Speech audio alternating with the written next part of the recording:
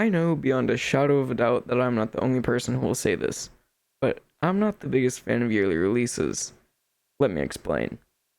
Before we get into it though, if you're interested in video essays, incoherent ramblings, reviews, and general news on the gaming industry, feel free to subscribe. It's free and you can always change your mind. There are a lot of yearly releases. Like, a lot. Most often you'll have the standard offerings from Electronic Arts like FIFA and Madden, and around that time you'll see other sports games like 2K, PGA Tour, and MLB The Show pop up. You've got your standard Call of Duties and your offerings from Nintendo like the Mario, Legend of Zelda, and Pokemon games. And while it's cool to cycle through developers like what is done with the Nintendo Powerhouse, so that you can consistently crank out revitalized versions of your old games or a twist on the classic formula, more often than not, it's either a roster update or little to no effort put into the game. Looking at you, FIFA on the Switch, can you try just one time? No? Okay, I give up. Call of Duty is Activision's yearly release game, and it's a first-person shooter series that cycles through, I believe, 3 developers' studios. They contain a single-player campaign and several different multiplayer modes. This has been standard with the Call of Duty games for a while now, so it's nothing all that unique. At least, not anymore. If you handed me 2 screenshots from Call of Duty games and asked me to identify which ones, my reaction would be, they're the same picture. And while yes, there are some clues, like maybe the graphical quality that can date the game a little bit, or some of the movement mechanics that can generally date the game in one of the 3-year eras where they all kind of decide they want to innovate one thing in the game. And even if you were to show me something like Battlefield next to a Call of Duty game, I'm not even really sure if I could identify the difference there. I mean, the new ones look pretty cool, but if you look something like World War II next to 1, I think, then they look pretty darn similar. Now, similarity doesn't mean it's bad. You would expect that in a series. I just love to see innovation. It's the same way that New Super Mario Bros. On the 3DS and Wii U basically felt stale and repetitive, as opposed to stuff like Sunshine juxtaposed against the Galaxy games. Speak of the devil, Nintendo makes plenty of yearly releases, but I'm not against them due to my rampant fanboyism of this company that is from Japan. Just kidding? Of course. Buy Skyward Sword HD.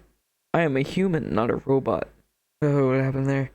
Nintendo makes at least one of their headline series in the form of a mainline game, a similar spin-off, or porting an older game to a more successful console per year. Odds are one year you'll have a mainline followed up by a spin-off like Mario Party or Mario Kart, and then odds are you'll get something like a Mario sports game juxtaposed against a port like we had Bowser's Fury and Mario Golf Super Rush this year. Sports games. I've mentioned my disdain for them on previous occasions, but now it's time I explain myself.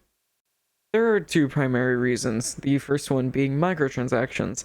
I have a full video on them, which I've linked in the description and in the top right hand corner, so if you want to see that expanded past sports games, go check that out. But for now, here are my thoughts on them pertaining to sports games. I can sum it up as they lock many of the best players behind a paywall or playtime that would take until well after the next installment releases.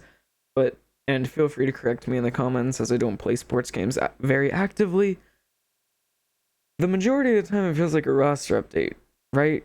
With some minor visual changes sprinkled in.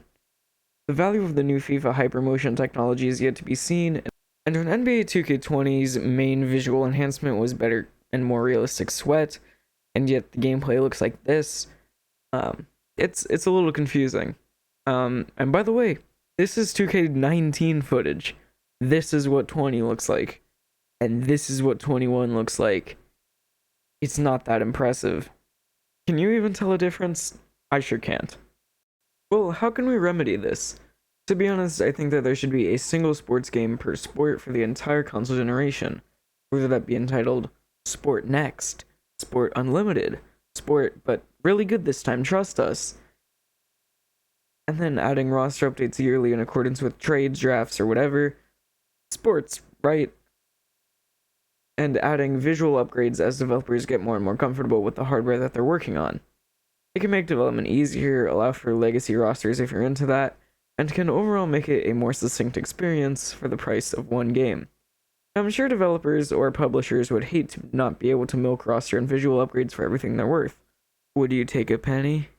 But this can easily be remedied by charging minuscule amounts like $5 or $10 for visual upgrades, or locking roster updates behind it. But I personally really hate to see roster updates be monetized.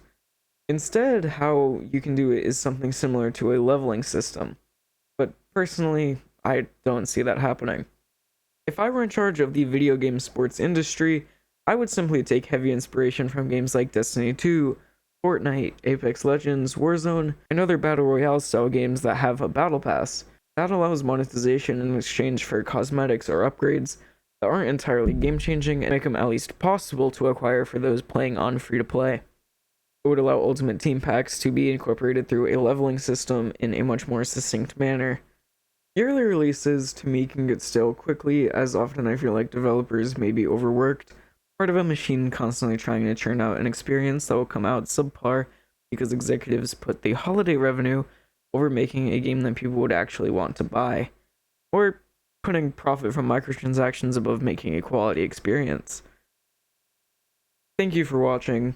Do you agree or disagree? Let me know in the comments down below.